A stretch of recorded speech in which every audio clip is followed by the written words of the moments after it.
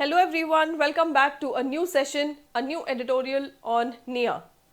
NIA मतलब news and editorial analysis, और news and editorial analysis को डिकोड करने के लिए सबसे हेल्पफुल जो होता है वो है आपका वोकैबुलरी.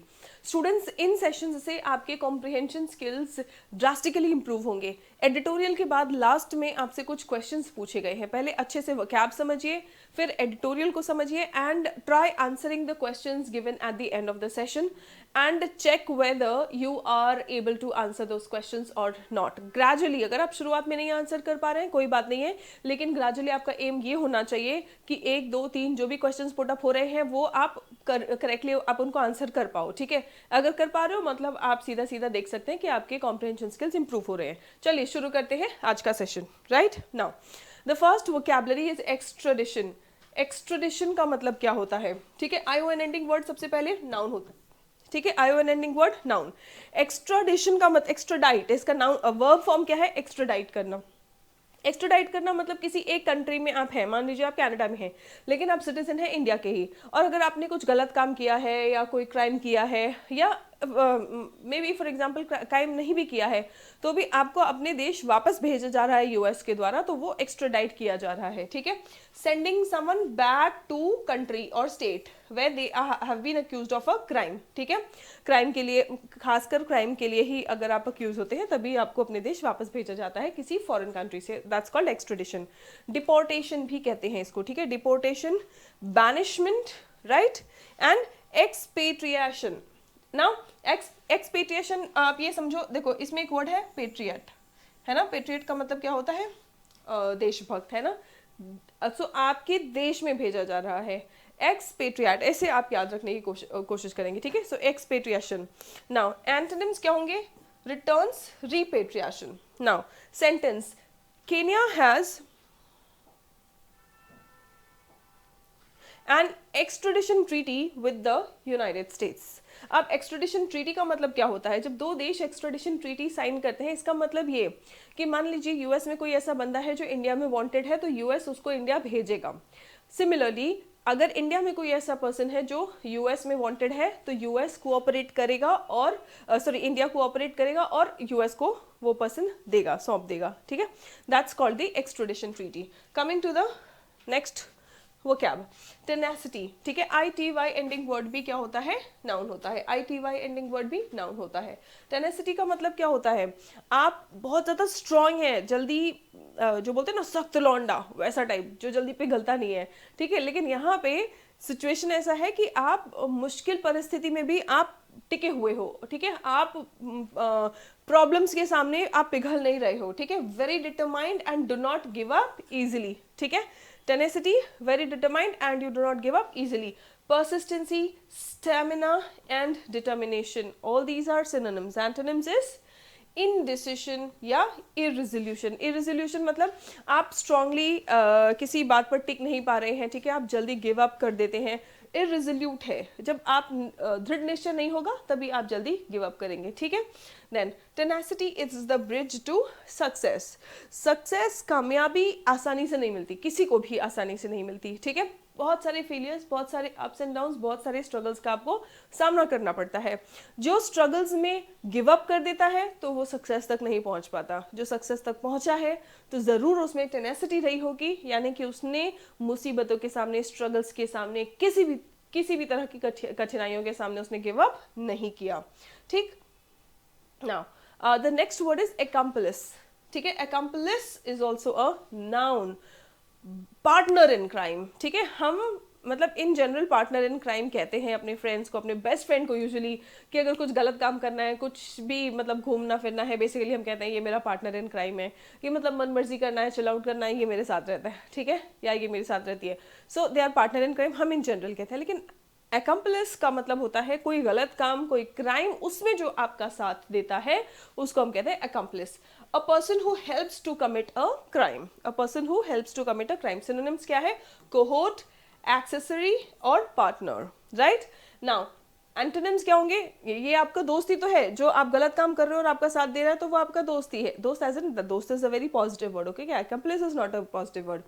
So इसके एंटोनिम्स क्या होंगे? एनिमी, ओपोनेंट या फिर राइवल, ठीक है।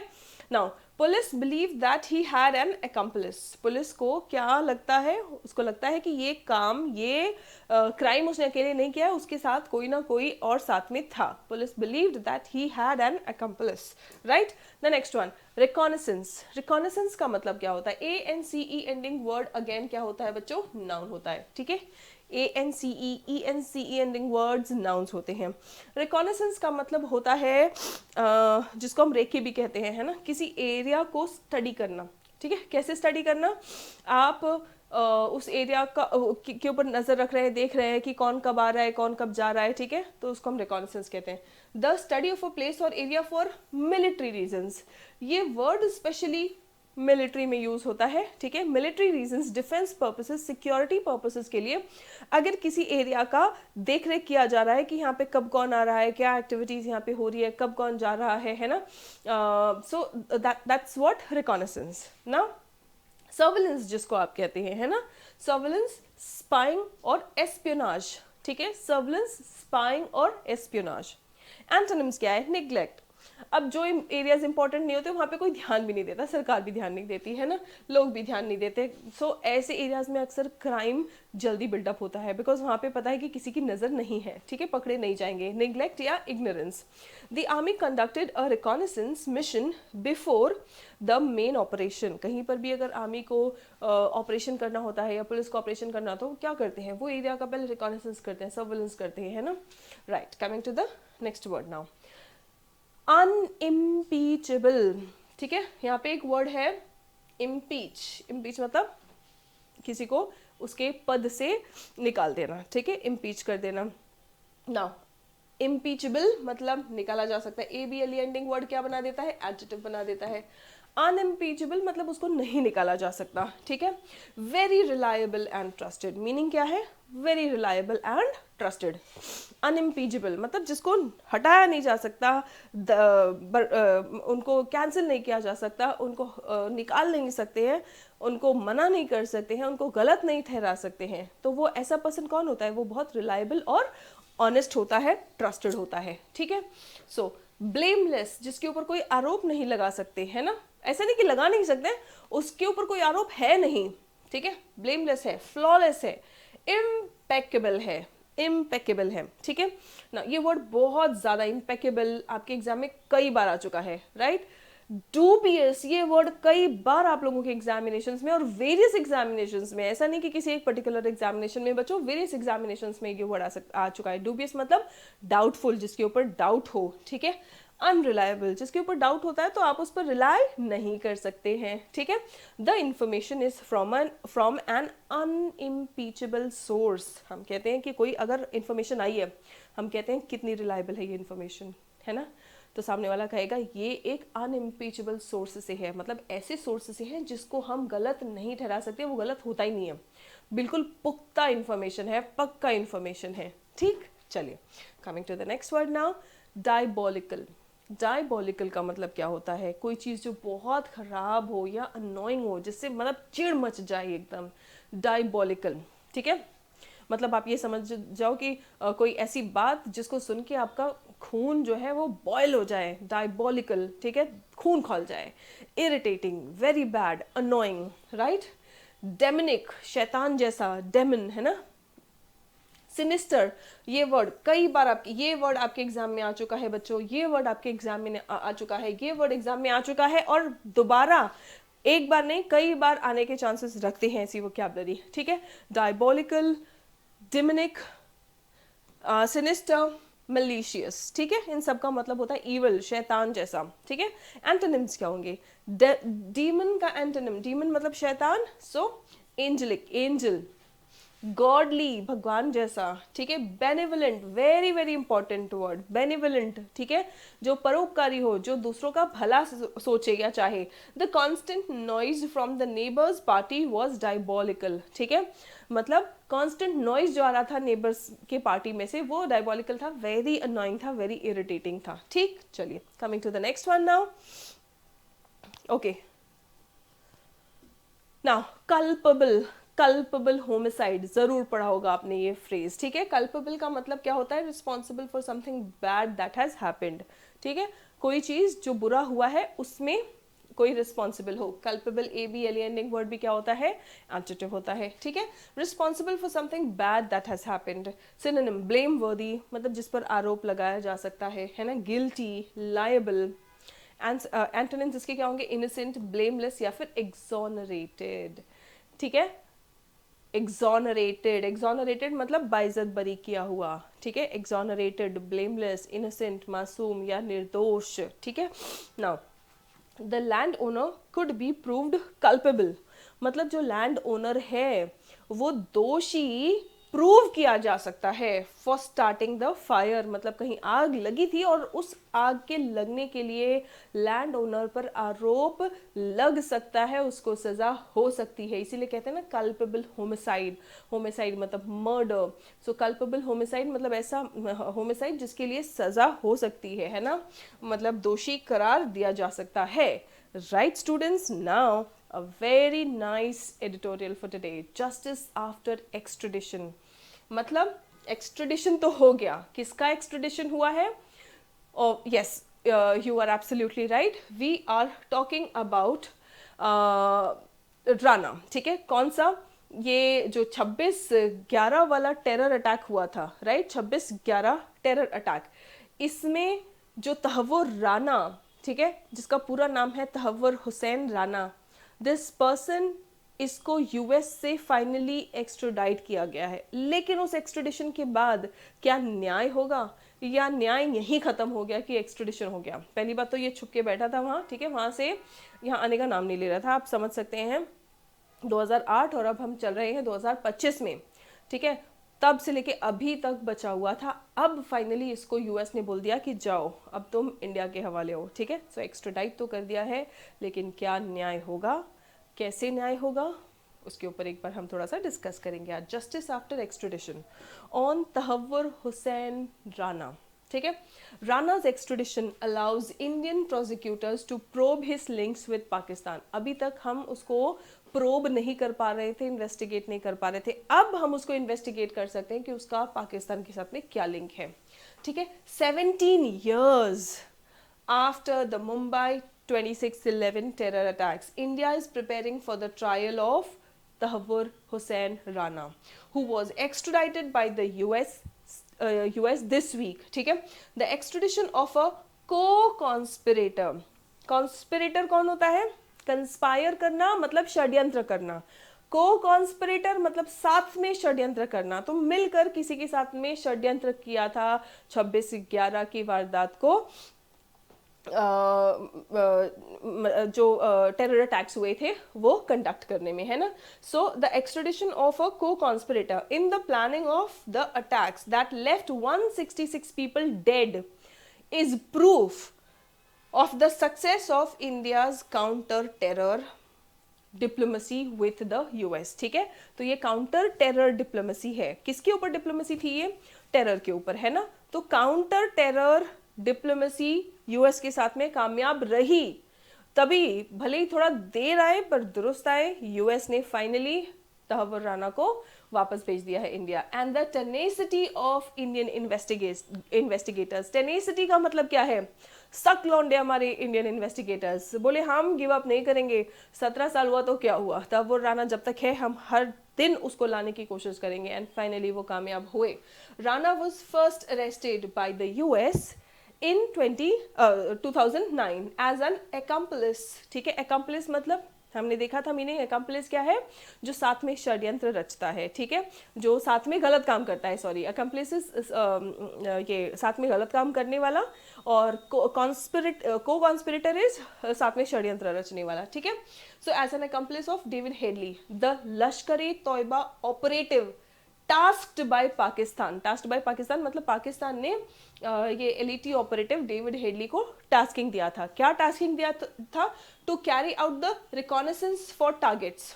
रिकॉनेसेंस मतलब रेकी करना, एक बार देख रेख करना कि भाई कहाँ पे हम मैक्सिमम डैमेज या मैक्सिमम खौफ के साथ में हम टेरर अटैक कंडक्ट कर सकते हैं in Mumbai by LeT terrorists, ठीक है। As well as for being a part of a plan ठीक है, तो उसको यूएस ने ही अरेस्ट कर लिया था 2009 में ही as accomplice of David Headley. ठीक है, एंड और किस आरोप में उसको अरेस्ट किया था, as well as for being a part of a plan to attack a newspaper office in Copenhagen.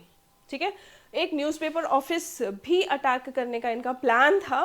ठीक है, और उसमें भी इनकी हिस्सेदारी थी, और इन दोनों आरोपों के लिए यूएस ने 2009 में ही अरेस्ट कर लिया था। As Headley's childhood friend and colleague, ये हेडली के भाई बचपन के दोस्त हैं, चड्डी बडीज है ये। ठीक है, और कलीग भी है। Rana a Canadian American citizen and a former Pakistan military doctor, Rana एक फॉर्मर पाकिस्तान मिलिट्री डॉक्टर है और ये कैनेडियन अमेरिकन सिटीजन है। helped plan the attacks and facilitate his multiple entries to India. David Headley को मल्टीपल एंट्रीज करनी पड़ी थी इंडिया को, तो उसमें भी इनकी मदद की। ठीक है, और अटैक्स में भी जो प्लानिंग करनी थी उसमें भी मदद की, including once after the attacks. मतलब अटैक के बाद में भी जब इंडिया आना था तो उसमें भी हेडली की मदद की थी। ठीक है, according to the US prosecutors, US prosecutors ने ये बातों का खुलासा किया है। While Rana was not convicted for the Mumbai attacks in the US, तो यूएस में मुंबई अटैक्स के लिए राणा को नहीं कन्विक्ट किया गया था। In the US trial, he was convicted for his LET terror links and involvement in the Copenhagen conspiracy. भाई वो अपने काम की चीज़ कर रहे थे, कोपेनहेगन में जो कॉन्स्पिरेसी चल रही थी अटैक के लिए न्यूज़पेपर ऑफिस में, वहाँ के लिए यूएस में कार्रवाई हुई उनके खिलाफ, और उनका जो LET टेरर लिंक्स था उसके खिलाफ उनकी कार्रवाई हुई। मुंबई के टेरर अटैक्स के लिए यूएस में कार्रवाई नहीं हुई थी, भाई वो तो करेंगे इंडिया वाले। ठीक है, and spent some part of a 14-year sentence in the US prisons. ठीक है, सो जो 14 साल की उनको सजा हुई थी उसका कुछ हिस्सा उन्होंने यूएस प्रिजन्स में बिताया। His extradition will allow Indian prosecutors to put on trial one of the men charge sheeted in absentia for the 26/11 attacks। अब इन एब्सेंशिया मतलब यहाँ ना रहकर भी यहाँ पर जो अटैक्स उन्होंने करवाए इन एब्सेंशिया, ठीक है, उनको चार्जशीट भी किया गया है 26/11 अटैक्स के लिए। अब उनके खिलाफ कार्रवाई इंडियन प्रोसिक्यूटर्स कर पाएंगे बिकॉज अब उनको एक्स्ट्राडाइट कर दिया गया है यहाँ। टू एक्सट्रैक्ट मोर इन्फॉर्मेशन, अब इन्वेस्टिगेट करेंगे तो और इन्फॉर्मेशन निकालेंगी। किस बात पे? On his Pakistan links, Pakistan से कैसे कनेक्टेड है। ठीक है, ये सारी इंफॉर्मेशन अब निकलेगी बाहर। And to further the cause of justice, further the cause of justice मतलब न्याय को और आगे बढ़ाना। कितने मासूम लोगों की जान गई, कितने हमारे सिपाही, हमारे सोल्जर्स, हमें प्रोटेक्ट करने वाले सिक्योरिटी पर्सनल्स। ठीक है, सो यस, जस्टिस आज भी उनकी फैमिलीज भुगत रही है जिन्होंने अपने अपनों को खोया था, राइट। तो जस्टिस तो भले 17 साल बाद आए लेकिन जस्टिस तो मिलना चाहिए। And to further the cause of justice after the dastardly attacks, dastardly मतलब बहुत बुरा, ठीक है, बहुत क्रूअल, बहुत बुरा, that brought the nation to a stand still.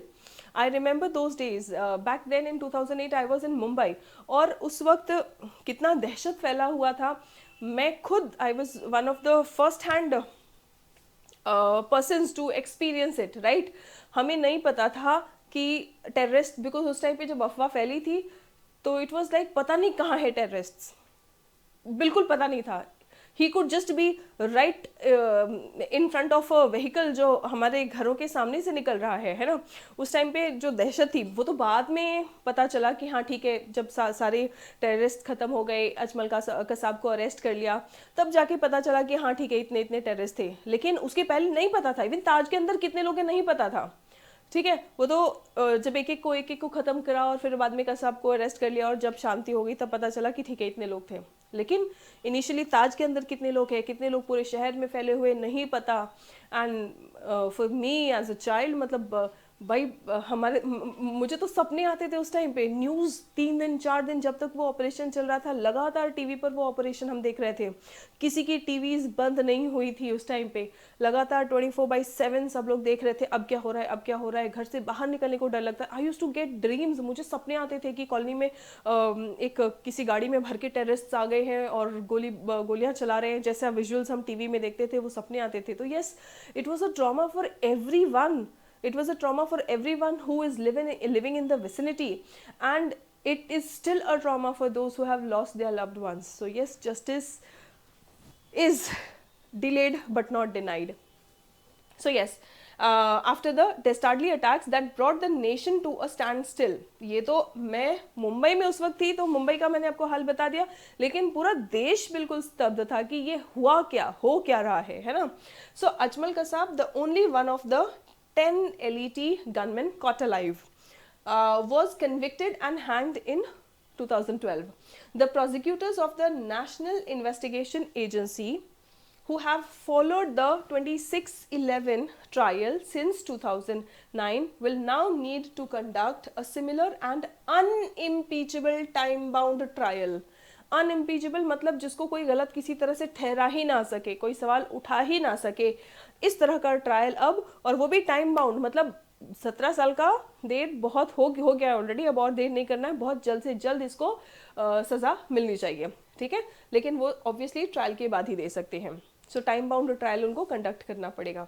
The government would also need to investigate certain unanswered questions. कई ऐसे सवाल हैं जिनका जवाब अभी तक नहीं मिला है, उन जवाबों का भी खोज करना पड़ेगा, इन्वेस्टिगेट करना पड़ेगा गवर्नमेंट को. ठीक है, including whether Rana continue to have provable links with the Pakistani military, क्योंकि ये पहले मिलिट्री में डॉक्टर रहे हैं, तो क्या अभी भी उनका पाकिस्तानी मिलिट्री के साथ में लिंक्स थे. प्रूवेबल लिंक्स मतलब जिसको प्रूव किया जा सकते, बाद में कोई ये ना बोले कि नहीं ये तो गलत है.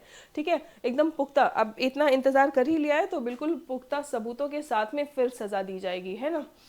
Whether there is more evidence on the extent of Pakistan's official complicity, accomplice मतलब जो गलत काम में आपका साथ देता है, complicity मतलब गलत काम में साथ देने वाला action.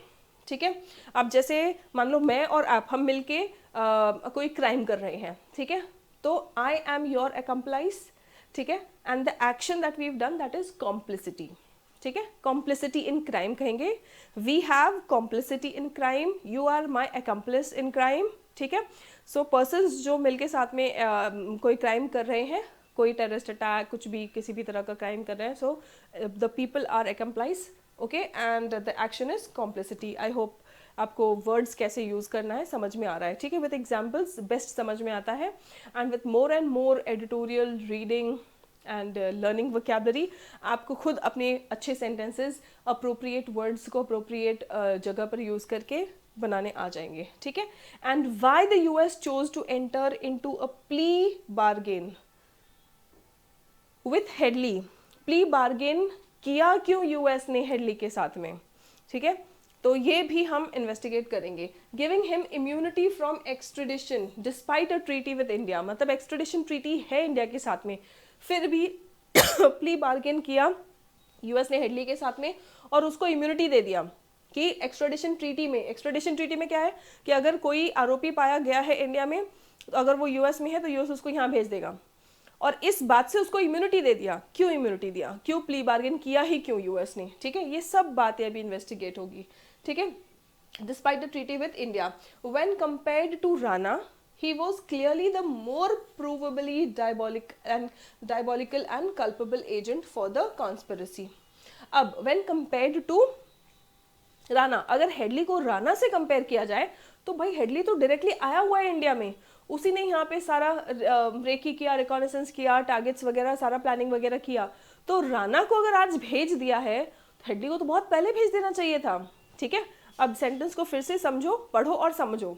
When compared to Rana, Headley की बात हो रही है, तो अगर हेडली को राणा से कंपेयर किया जाए, when compared to राणा, ही मतलब Headley, he was clearly the more provably, मतलब प्रूफ के साथ में वो ज्यादा डायबोलिकल, मतलब उसने ज्यादा बुरा किया है, ज्यादा इरिटेटिंग और एनोइंग और गलत है वो.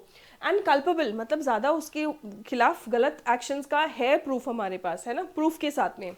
एजेंट फॉर द कॉन्स्पिरेसी, ये जो कुछ भी षड्यंत्र रचा गया इंडिया के खिलाफ, तो उसमें हेडली ज्यादा गुनहगार है राणा से. राणा को आज भेज दिया गया, हेडली को क्यों नहीं भेजा गया. ठीक है, it is also curious that the US that had been tracking Headley even before 2611 attacks did not alert the Indian authorities on his return to India for another reconnaissance operation in the early 2009. मतलब हद है. 2008 में एक terrorist attack किया, उसके बाद फिर आया ये बंदा, और 2008 वाला जो अटैक किया था उसके पहले ही यूएस के वॉच लिस्ट में था ये बंदा हेडली। तो बार बार जब इंडिया आ रहा है, अटैक भी हुआ है, उसके बाद भी आ रहा है, तो यूएस ने इंडिया को क्यों अलर्ट नहीं किया? यही सारी बातें हैं। अब ये इन सब बातों पर से पर्दा उठने वाला है, ठीक है, सब राज अब खुलने वाले हैं। So it is also curious, मतलब सोचने वाली बात है, that the US that had been tracking Headley, US Headley को ट्रैक कर रहा था even before the 26/11 attacks, did not alert Indian authorities of his return to India for another reconnaissance, और एक reconnaissance करने आया था, और reconnaissance operation in early 2009. It is hoped that Rana's trial will turn the spotlight back on Pakistan. मतलब पाकिस्तान अभी तक जो बढ़िया बैठा था कि हाँ ठीक है, नहीं नहीं हमारा तो इसमें कोई इन्वॉल्वमेंट नहीं है, हम यहाँ पे हम दोषी नहीं है, तो ये स्पॉटलाइट फिर से जो है वो पाकिस्तान के ऊपर जाने वाला है, and generate enough pressure on it to cooperate in the prosecution of 7 LeT terror commanders. जो 7 एलईटी टेरर कमांडर्स है उनके खिलाफ अब कार्रवाई पर और जोर दिया जाएगा, प्रेशर दिया जाएगा, ठीक है, including Hafiz Saeed who planned, trained and equipped the terrorists for the attacks. इसी ने प्लानिंग भी की थी, ट्रेनिंग भी की थी, और इक्विप करना मतलब जो हथियार वगैरह सब, इक्विप करना मतलब हथियार लैस करना, जो सारी चीज़ें प्रोवाइड करना, ठीक है। तो ये इन अटैक्स के लिए ये सारा कुछ किया किसने था? इन्होंने तो रिकॉनेसेंस किया, हेडली ने रिकॉनेसेंस किया, ठीक है, राणा ने मतलब एड किया कि हेडली बार बार यहाँ पे जब आना चाह रहा है तो वो आ पाए यहाँ पे, ठीक है, उसका आना आसान किया ना। जो सारा कुछ जो बंदे यहाँ पे आए और उन्होंने अटैक किया, उनकी ट्रेनिंग से लेके उनको सब हथियार प्रोवाइड करना, ये सब किसने किया? ये सब इन भाई साहब ने किया है, क्या नाम है, हाफिज सईद, ठीक है। अब ये 7 एलईटी टेरर कमांडर्स है, इनके खिलाफ भी एक्शन होने पर जोर दिया जाएगा, ठीक है। Now to that end Rana's extradition is a significant step. To that end मतलब अगर हम ये सब कर पाए ना, तो राणा का जो एक्सट्रेडिशन है ये बहुत ही बड़ा कदम होगा in the quest for justice. Quest मतलब जो खोज है हमारी कि हमें न्याय चाहिए, है ना, तो ये हमारा क्वेस्ट है ना, किसके लिए? न्याय के लिए, for justice and closure for the victims of 26/11 attacks and their families. Closure मतलब देखो, अगर जो गलत काम करने वाले उनको सज़ा नहीं मिलती, तो जो विक्टिम्स होते हैं वो तब तक उनको महसूस होते रहता है कि यार ठीक है, अब जो फैमिली मेम्बर गया उसका दुख तो कोई कंपेयर नहीं कर सकता, उसको कोई कम नहीं कर सकता, लेकिन कहीं ना कहीं मन में रहता है कि यार सज़ा नहीं मिली, गलत करने वाला अभी भी आज़ाद घूम रहा है, ठीक है। तो कम से कम ये वाला पार्ट कि चलो ठीक है, जितने लोगों ने गलत किया उनको सज़ा मिल गई, क्लोजर जो होगा, ठीक है, closure for the victims of 26/11 and their families, ये हो पाएगा अगर हम ये सारी चीज़ें कर पाए। जो 7 एलईटी कमांडर्स है उनको भी सज़ा दिलवा पाए, हेडली को यहाँ पे यूएस ने क्यों नहीं भेजा, ठीक है, पाकिस्तान के क्या लिंक्स है, ये सारी चीज़ें इन्वेस्टिगेट कर पाए और प्रूव कर पाए, तो आखिरकार न्याय होगा, right students. Now coming to the question, what role did Tahawwur Hussain Rana allegedly play in 26/11 Mumbai terror attacks? So Tahawwur Rana ने 26/11 टेरर अटैक्स में क्या रोल प्ले किया था? ऑप्शंस आपके सामने हैं। वो वन ऑफ द गनमैन था, he was the mastermind behind the attacks, he helped David Headley with logistics and travel for reconnaissance, he alerted Indian authorities। क्या किया इसमें से? आंसर आप मुझे कमेंट में बताएंगे, ठीक है। Sorry, what is the one key reason the editorial criticizes the US handling of the 26/11 case? 26/11 case को यूएस ने कैसे हैंडल किया, इसमें क्या क्रिटिसाइज किया जा रहा है यूएस को इस एडिटोरियल के according? US delayed Rana's arrest by several years, US ने डिले किया राना का अरेस्ट, या फिर यूएस ने रिफ्यूज किया इंटेलिजेंस शेयर करना about LeT, US gave immunity from extradition to David Headley through a plea bargain, US claimed the attack was an internal Indian issue, US ने ये बोल दिया कि ये इंटरनल इंडियन इशू है, ठीक है।